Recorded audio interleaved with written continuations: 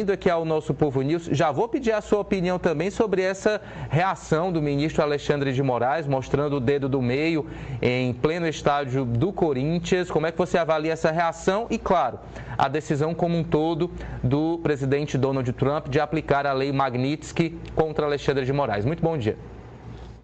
Bom dia, obrigado por me receber.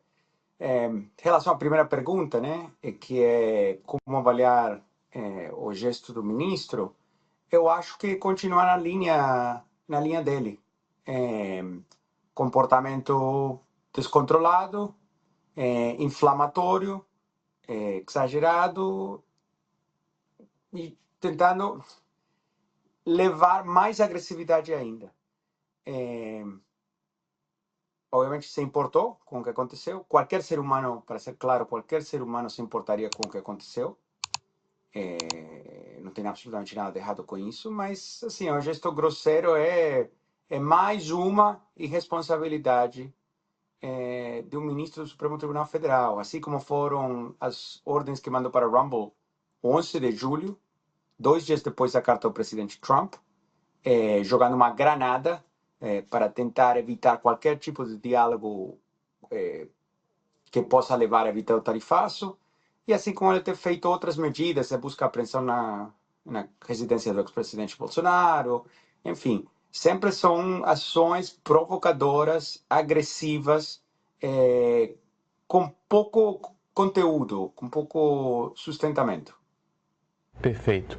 Martim, não sei se você acompanhou, teve informações sobre a reação do presidente Lula, né, em relação ao uso da lei Magnitsky. Ele cita exatamente as chamadas Big Techs quando afirma o seguinte: o nosso país não permite conteúdo violento em redes sociais, não permite exploração de crianças e adolescentes, não permite conteúdos golpistas, por isso que o STF tomou aquela recente decisão, né, que responsabiliza as redes sociais, as Big Techs, pelos conteúdos publicados. Como é que você avalia esse argumento de que o Brasil teria independência de criar sua própria legislação para evitar que conteúdos criminosos, né, ou conteúdos inadequados sejam compartilhados nas redes sociais? Sua opinião? É uma clássica tática de manipulação da população, né? Só que acho que está sendo cada vez menos efetiva. Por quê? Porque é tão absurdo, mas tão absurdo que seria engraçado se não for tão triste, ok? Quem falou que o Brasil não pode ter sua própria legislação? Quem falou alguma coisa sobre soberania? Aliás, quem foi o juiz que encaminhou todos os mandados violando os tratados bilaterais Brasil e Estados Unidos, violando os compromissos do governo brasileiro e violando a lei brasileira e violando a lei americana, que encaminhou todos os mandados para Estados Unidos? Vamos lembrar que tudo aqui está se gerando não pelo que acontece no Brasil. Quem começou a encaminhar mísseis para os Estados Unidos foi Alexandre de Moraes, especialmente com a Rumble, começando em fevereiro desse ano, né? Então, esse é o primeiro ponto. Agora, segundo ponto, essa distração e intento de manipulação para a população é pouco efetivo. Brasil não vai permitir violência, golpista.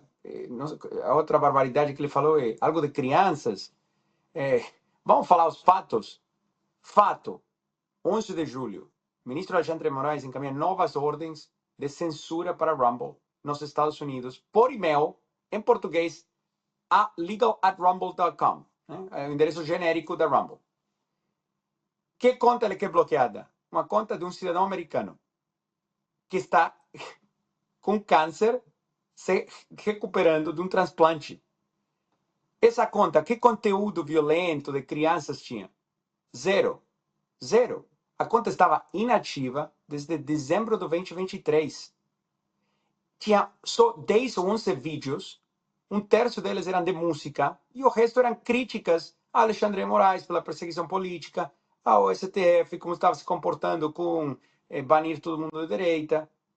Esses são fatos, né? Essa é a conta que está em questão, que o ministro Alexandre de Moraes achou inteligente, ou não sei o que ele achou, jogar na mesa 11 de julho, 2 dias depois da carta ao presidente Trump sobre o tarifaço, bloquear uma conta que está inativa de um cidadão americano com conteúdo criado nos Estados Unidos, postado nos Estados Unidos, com 10, 11 vídeos, que está inativa de dezembro de 2023 e só tem o que eu descrevi. Então, assim, o problema é que quando o presidente Lula faz esse tipo de pronunciamentos, que entendo é para a população doméstica dentro do Brasil, ele está restando dramaticamente a credibilidade dele para poder ter uma conversa séria com o presidente Trump depois. Então é muito importante balançar, entendendo que, ok, você quer falar com sua população doméstica, tentar dar uma mensagem, né, que talvez ressona bem com sua base de apoio, isso é compreensível, mas você tem que balancear isso com manter um mínimo grau de credibilidade. Martim, ainda em relação à aplicação concreta da Lei Magnitsky, trouxemos já aqui as informações, por exemplo, de que Alexandre de Moraes não tem bens nos Estados Unidos, não tem contas, o passaporte dele está vencido há mais de 2 anos, ou seja, não teria interesse de viajar para os Estados Unidos. Você avalia que isso, de alguma forma, pode enfraquecer o impacto dessa sanção contra o ministro Alexandre de Moraes, na sua visão? Mais papo político barato. Pode perguntar a qualquer dignatário ou empresário da Rússia, do Irã, da Venezuela, como está a vida deles após ser sancionados. Não é algo bom, não é algo agradável.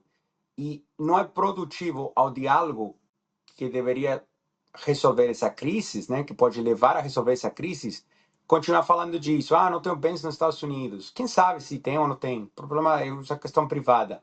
Ah, não estou com vontade de visitar os Estados Unidos, venceu meu passaporte. Tipo, qual é a relevância? Demonstra ou ignorância ou demonstra que não está aberto ao diálogo. Então é muito triste tentar minimizar dessa forma. Qualquer pessoa que foi sancionada, ou qualquer especialista que trabalha em assuntos de sanções econômicas pode te explicar as consequências devastadoras que tem uma sanção econômica. Então, tentar argumentar que não tem uma consequência devastadora, novamente, resta credibilidade, não parece uma contraparte séria para uma conversa, porque estamos falando de coisas que nenhuma pessoa razoável que está especializada no assunto vai acreditar.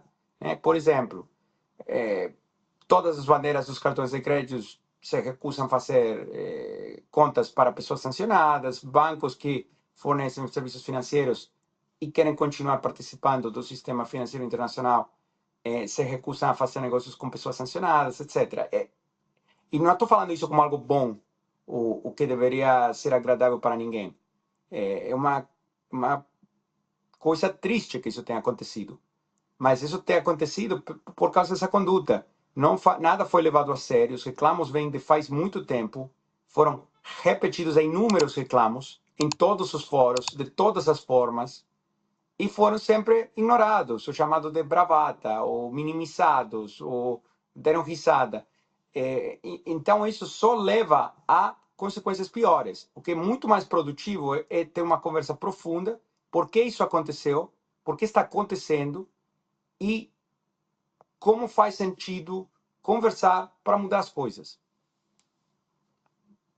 Analisar aqui a nossa conversa, uma decisão que tem alguma ligação com a Lei Magnitsky, né, com essa sanção, na verdade, a Moraes, é o chamado tarifaço, né, que foi anunciado ontem, confirmado via decreto, mas ficou bem aquém do esperado. E a gente já tem as mais variadas reações, de que Trump amarelou, de que a montanha pariu um rato. Aí eu te pergunto, dentro desse movimento dos Estados Unidos, você avalia que houve alguma decisão, de fato, de concentrar eventuais punições, sanções e Alexandre de Moraes e tentar preservar as relações econômicas e comerciais entre Brasil e Estados Unidos? Afinal, a gente sabe que, ao aumentar essas tarifas, há possibilidade de inflação nos Estados Unidos por conta do café, da laranja, enfim, produtos que os Estados Unidos, de alguma forma, precisam, né, importar aqui do Brasil. Sua avaliação também sobre esse ponto. Eu acho que o que é importante lembrar é que Brasil é um país muito querido nos Estados Unidos. É uma situação muito complexa porque o ministro Alexandre de Moraes tem feito inúmeras, repetidas, sistemáticas ações que violam a lei americana, que violam a lei brasileira, que violam os tratados bilaterais, Brasil e Estados Unidos, e que violam os compromissos assumidos pelo governo brasileiro internacionalmente. E o que leva, em grande parte, essa situação é que você tem um juiz, ministro supremo, fora de controle, e que, seja por intimidação, seja por solidariedade, seja pela razão que for, os outros ministros, o executivo brasileiro, o Congresso, tem grande dificuldade de segurar ele, e limitar os abusos que descaradamente violam a lei. Então, acho que é muito difícil, é um desafio calibrar uma política quando você tem um juiz estrangeiro que está atacando a sua soberania digital, nesse caso, está atacando os cidadãos americanos, que já tem ido atrás de vários, está atacando empresas americanas por conteúdo criado nos Estados Unidos, postado nos Estados Unidos, e você está tentando responder, né? Então, vamos pensar que em fevereiro a Rumble e a Trump Media entraram com ação no Fórum Federal da Flórida, a AGU falou que ia defender o ministro, nunca apareceu, né? Mais uma piada, a não ser levado a sério. O ministro até hoje, vai 7 meses, não apareceu no processo da Flórida, está eluindo, né, a notificação, que é um pouco inconsistente com a imagem que ele tenta projetar normalmente. E, enfim, estamos aqui numa situação que depois, o 7 de maio, o Departamento de Justiça mandou uma carta gigante para o Ministério da Justiça brasileiro, pedindo explicações por que esses mandados do Alexandre Moraes estão chegando por e-mail, às escondidas, às costas do governo dos Estados Unidos, tentando censurar conteúdo dentro do território americano. 12 de junho, o governo brasileiro responde falando: não, imagina, de jeito nenhum, vocês estão mal interpretando o que está nos mandados, não é como vocês acham. O governo brasileiro se compromete a diversas coisas, na carta de 12 de junho. E depois, 11 de julho, o ministro Alexandre de Moraes volta a fazer exatamente o mesmo que o governo brasileiro, o Ministério da Justiça, prometeu ao governo dos Estados Unidos no 12 de junho que não ia fazer mais, que nunca mais ia acontecer. E o que aconteceu 12 de julho, 13, 14, 15 de julho? Absolutamente nada. Alguém falou: peraí, está tudo isso que eu estou te falando é público. Peraí, a gente prometeu 12 de junho que não íamos fazer XYZ, e Alexandre, você, 11 de julho, fez exatamente XYZ. E está violando os compromissos que o Brasil está assumindo internacionalmente. Segura, revoga esses mandados que estão violando os compromissos que o governo brasileiro acabou de fazer. Alguém falou isso para ele? Não. Em vez disso, temos o presidente Lula falando de soberania, falando de crianças, falando de qualquer outra coisa. Qualquer outra coisa para não falar do assunto claro, que é: o governo brasileiro faz compromissos internacionais, assina tratados bilaterais, e ninguém fala nada quando o Alexandre de Moraes está violando essa lei. Então, imagina o que fica para os brasileiros que estão no Brasil, que são alvo deles, né? É isso, muito bem. O advogado Martim de Luca, responsável pela defesa da Rumble e da Trump Media, aqui com a gente, a quem eu agradeço mais uma vez a gentileza de participar aqui com a gente e apresentar também o ponto de vista norte-americano em relação a esse momento delicado entre Brasil e Estados Unidos. Martim, muito bom dia, muito obrigado e até a próxima. Muito obrigado.